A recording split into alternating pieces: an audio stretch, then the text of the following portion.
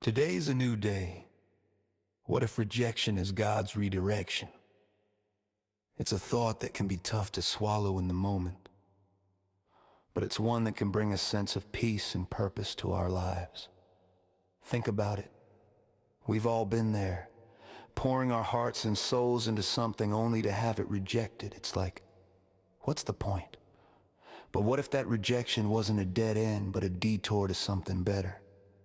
Something that aligns with our true calling or purpose. Here are some familiar names that faced rejection along their journeys. Walt Disney was fired from one of his first animation jobs at Kansas City Star in 1919 because he lacked imagination and had no good ideas. After a performance at Nashville's Grand Ole Opry, Elvis was told by the concert hall manager that he was better off returning to Memphis and driving trucks, his former career. Michael Jordan, arguably the greatest NBA player of all time, was cut from his high school basketball team. He went on to win 6 championships. He also has a pretty famous shoe.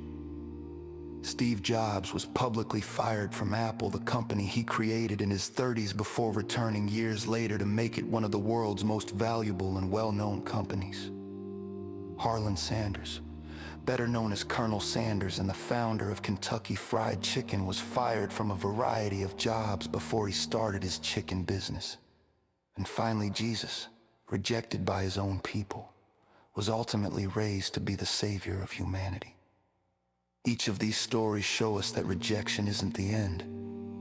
It's often the beginning of a new chapter, one that God has been guiding us towards all along. So next time you face rejection, take a deep breath and ask yourself, what if this is God's way of redirecting me to something amazing?